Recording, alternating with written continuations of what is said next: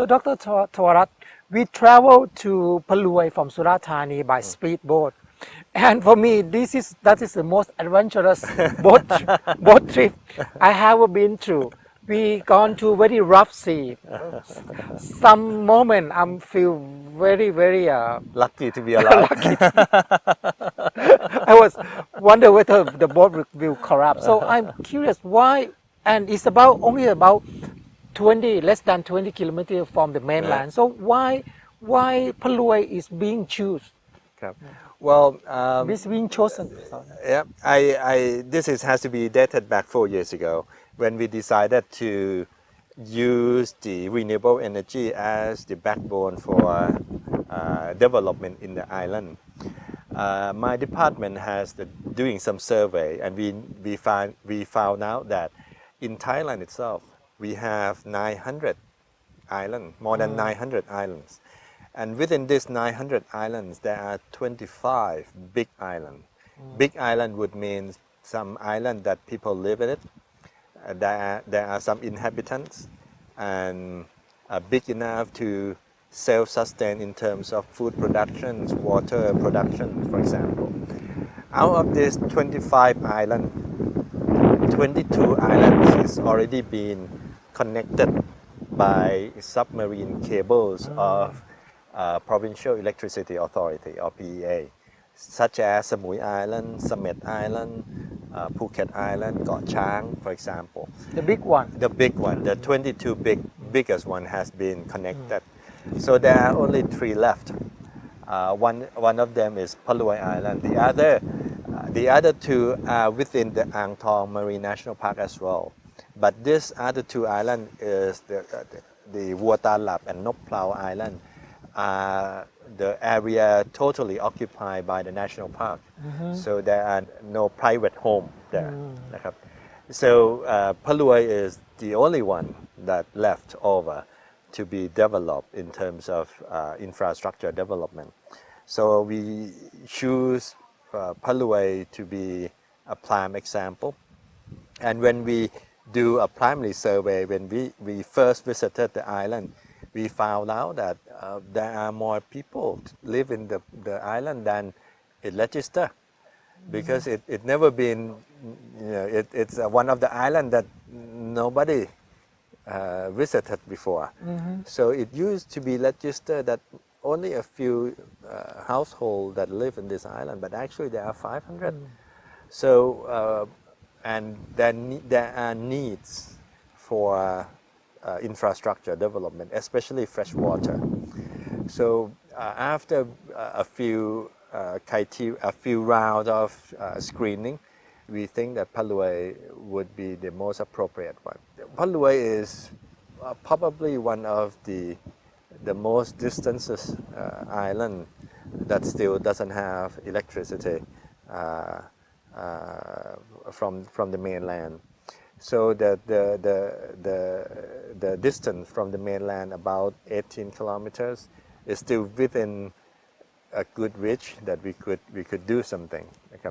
But the other island in Thailand is mainly island that next to the shore, so they're not that far. So there are chances that in the future there are some island that could be connected with the submarine cable. So Palui probably the one that could be a good area of development for a standalone system within the island. In the previous week, you mentioned that there are now 38 projects that has been being implemented in Palui. So this must be an effort of various government agencies. Yes. So how many government agencies are being involved, and do you have a kind of a coordinating committee to coordinate all these projects? I did not count how many agencies that involved, but there are more than 10. 10 agencies, both private and public agencies, who help the EDE to implement the project in Palui Island.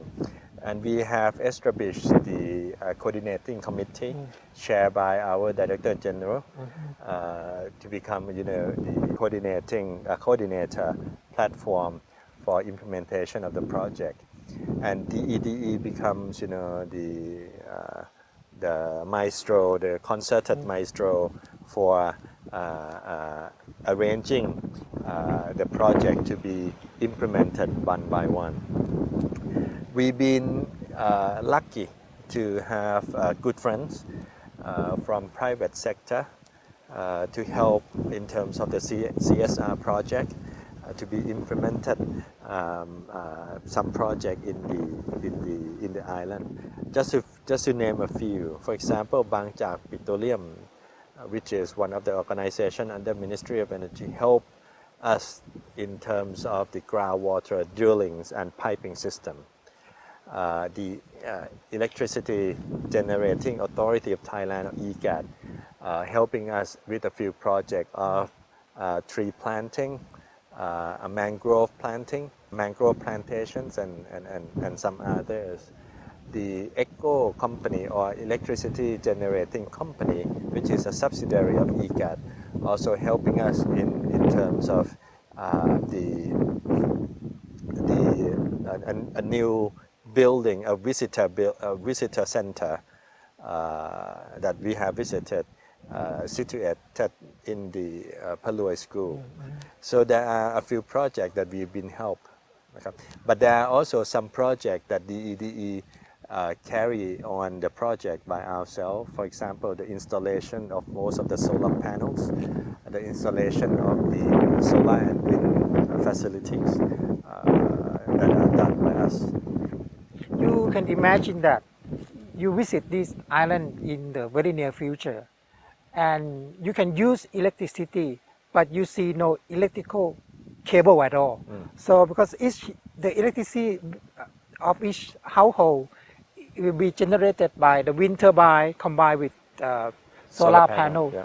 So as the key agency in implementing this project, do you think that this kind of project will be able to sustain for the long run? We hope so, and then we planning for that, because our aim is not only to implement the project, but we would like to make sure that the project could be sustainably operated. So we work very hard with the local communities to make sure that there are a participation from the bottom up that could create their own groups who would be, a kind of a group that responsible for a part of the implementation, especially the operation and maintenance. The key area of this sustainability lies within the maintenance, because some of these systems need to be maintained. Solar panel needs to maintain some battery, and the wind turbine needs to be fixed from time to time. So we make sure that there are local mechanics to be trained, and those mechanics are local people that will be living in that island for a long time. So the sustainability is one of the area that we would like to focus from now on into the next year onward, to make sure that the local people take on the ownership of all the project that has been implemented. You said you started the project here in 2011, so Yeah. it has been a few years. So what is the response of the local people so far? They are very happy. The first thing is, I think the key factor for them is the fresh water, because they badly need infrastructure. And then we bring in electricity that are cheaper and cleaner. And right now, there are some local people who would like to create what we call the sustainable tourism, or eco-tourism, to make the homestay, or to make a kind of a eco resort. this kind of development bring in some revenue for them. But we would like to work with them a bit more to make sure that this development doesn't go into a full-blown capitalism type of development. I just wonder that if the project here inพะลวย become successful, would this become a model for the government to implement in other islands or areas in the country? Well, I do believe so. We learn many things. We learn many things from this project. We learn that we have to work top down and bottom up. Top down means we would like to bring in partners to help investment or investing in some of the projects.